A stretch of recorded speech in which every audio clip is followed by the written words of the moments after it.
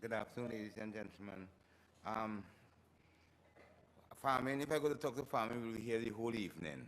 So let me simplify it by saying, like I tell when students come to my farm to visit Dr. Shango farm and my farm, I tell them, regardless of what subject you do in school, whether it's history, biology, chemistry, physics, it could apply to agriculture in some form or the other. So in starting there, I would like to do a bit history of how I started farming. Came out of secondary school, worked was hard. Agriculture seemed like the best and most honest way of making a dollar. That's why I went into agriculture. The reason why I went into agriculture. Um, in terms of using chemicals, I was always skeptical about using chemicals. I looked to buy the cheapest chemical in order to get the best production out of my farm. So I always had the tendency to wanting to move away from chemical production. I was introduced to the Farmers Field School by the Ministry of Agriculture, the CNRD, and some other organization, FAO, some other organization. It was it was an eye-opening experience in the sense that we had first-hand knowledge from the extension officer. That was one of the times they really worked when that Farmer Field School, not knocking ministry, I'm not, but that is one of the first times the ministry really had applied the term extension to agriculture. And it was like, I could say at the end of the day, I didn't need no spray can. I didn't want to spray can again. I didn't want to see a spray can after that experience. And and having going through those experience, some of the things that I had learned through the farm field school was things like intercropping, rotation of crop. I also had first-hand experience in, for example, ecological crop management, and in terms of how to, Belenio was talking about e-framing and how to keep your soil from eroding, from soil erosion, practical things like that that we'll be able to apply. What I could say is that at the end of the day, it may have been harder work in applying this type of farming, but at the end of the day, it pays off. And whether I say health-wise, I ain't using no chemicals, and no, I ain't going to get from no chemical. Because I was the first person on hand to deal with chemicals. If, as a farmer, if dealing with chemicals, I was the first person to be affected. So I said, well, good. That's one of the reasons why I always was interested in that type of farming. In terms of Copper Foundation and the contribution they made towards the farming in Caura, to farmers in Caura like myself, I had asked them some questions concerning the moon phase, and because these are the types of farming that I would really like to go into. How to do the old time type, we will say old time, but I would always say it's new, because it's like, they would have used, but my grandfather never used spray can, they never went to garden with no set of knapsack, pack, door and thing. And they produced the biggest set of melon. So those type of culture, if we could have reintroduced it back and learn from the experience that they had done, it will be refreshing for our young farmers. And because at the end of the day, what's happening is that the type of farming they would have used would have been, same thing we're talking about crop rotation, saying it's new, but it's really old. In terms of intercropping, the Incas and in Peru, they would have using the bodi, the corn, and the cucumbers as a intercrop companion type farming. So it's all from the past that we could really apply to the future. And saying this, it's nice to see all of us here, but I haven't seen a school representing a school kid, for this information to be passed on to them. And that's one of my problems with this type of function.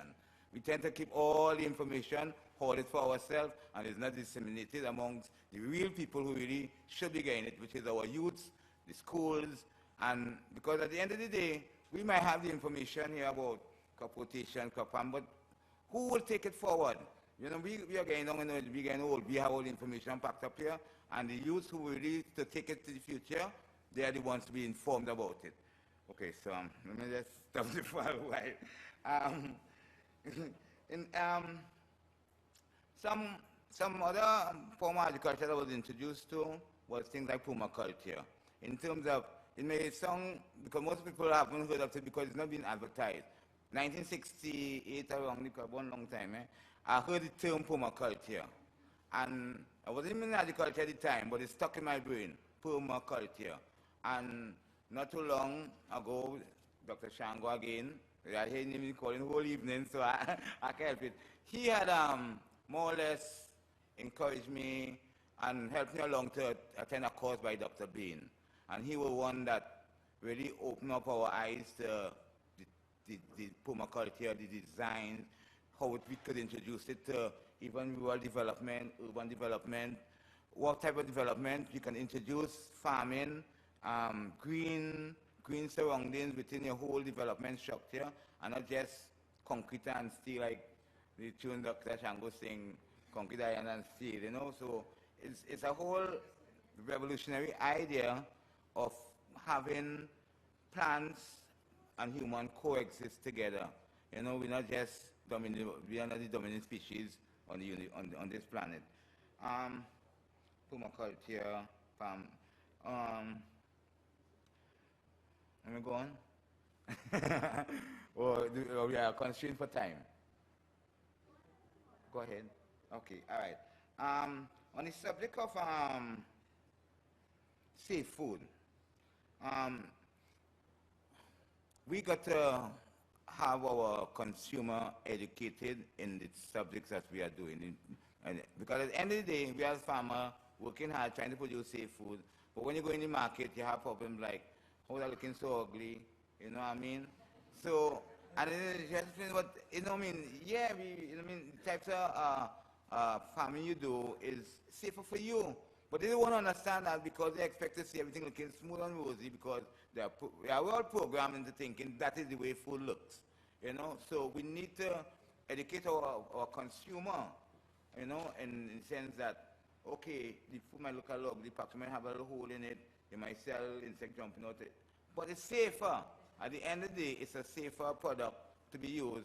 And mind you, the shelf lives in those foods are longer. They are longer. The shelf lives in that type of production lasts real long and safer. So we need to educate our consumer as well. Well, that's touch on the kids and them, they need to be educated and be informed. We talk about high nature index value, which is big terminology for small people like me, you know. But at the end of the day, I ask myself, how can I be rewarded for doing this safe thing? You know what I mean? And who will reward me?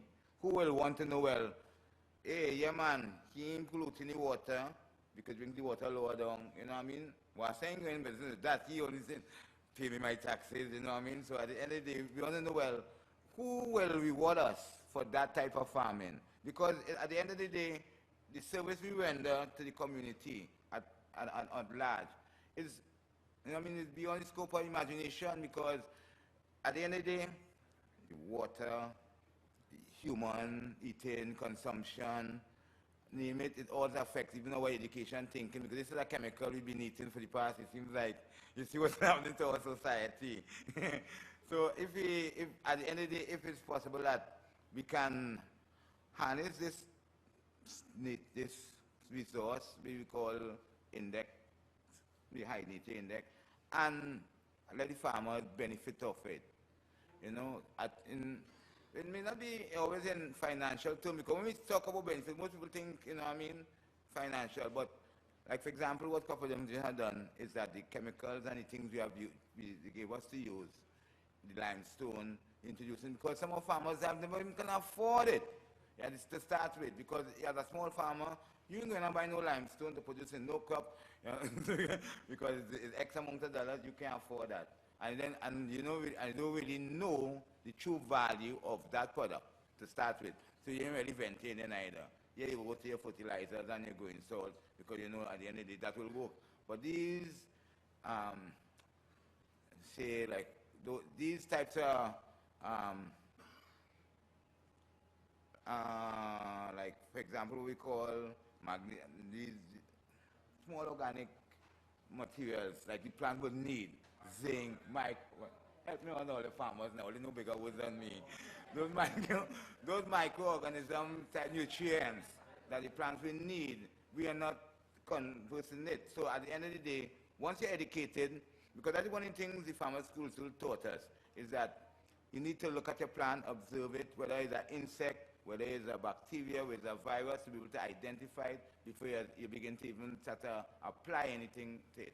So at the end of the day, once a farmer is being informed about the right practices, for example, as I said, to be able to identify a virus from a bacteria in a plant, an insect bite from some other types of attack, you know, you will to identify, you know how to deal with any one particular. For example, we tend to spray our plants, kill out all the insects. For example, people come and ask me, but how about it? It's only flowers, but it didn't drop in. The flowers don't drop in. What is the problem with that? It's spraying. Yeah, man, I just spray my plants every day. How could the bees possibly pollinate your flowers if this cannot go around the plant with all these insects around it?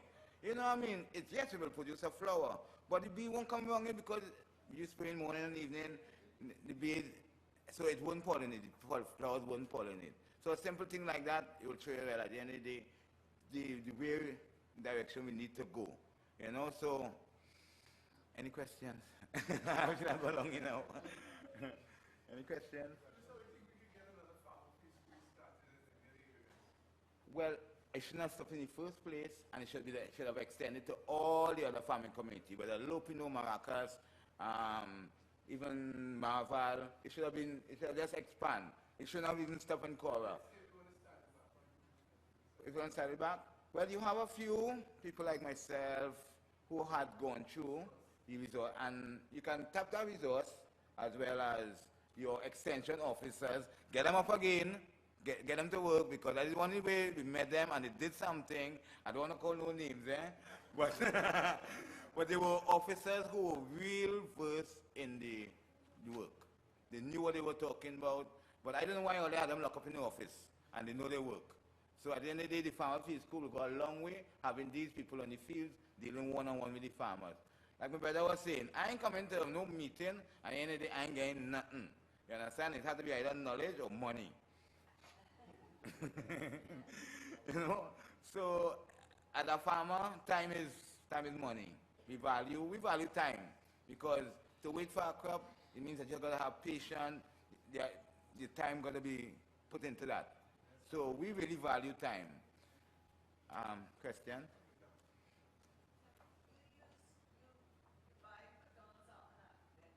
Yes, I did. Yes, I do. Well, I so have it versed in my head now that I don't really want for it, because the moon phase, I would just simply full moon, new moon, if it's a plant, if it's a harvest, yeah, I tend to.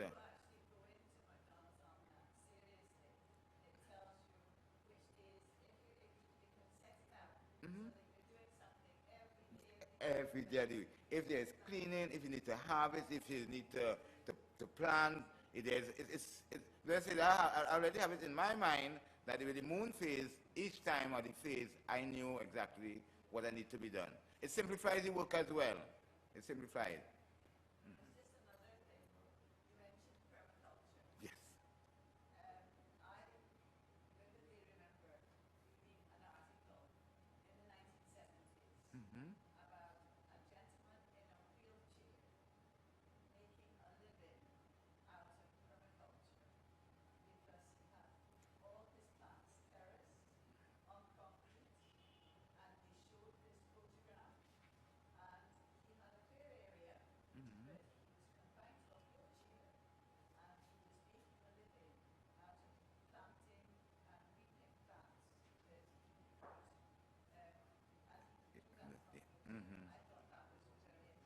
It's all about design. You can design any type of farming you want from the idea of permaculture. You have, for example, a simple one, you have your short crops, your longer crops, and your longer term crops, as well as you could have your animals amongst your plants, and rain and having the manure right. There's a number of ways. You know what I mean? The information is not free, you know what I mean? But it's there, it's available. It's available.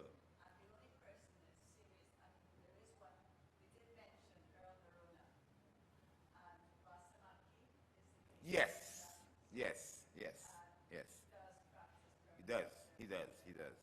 As a matter of fact, it's there we hold the course. When he had the course, it's there we had it. Yeah.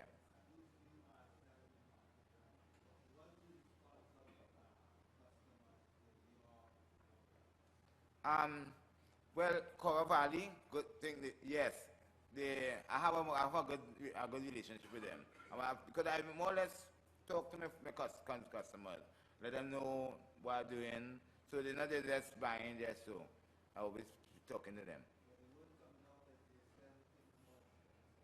N- not necessarily. As I say, the consumer is not that ill informed as yet to know, well, this is organic and I'm going to pay my money for that. They're not informed to that extent yet. They still,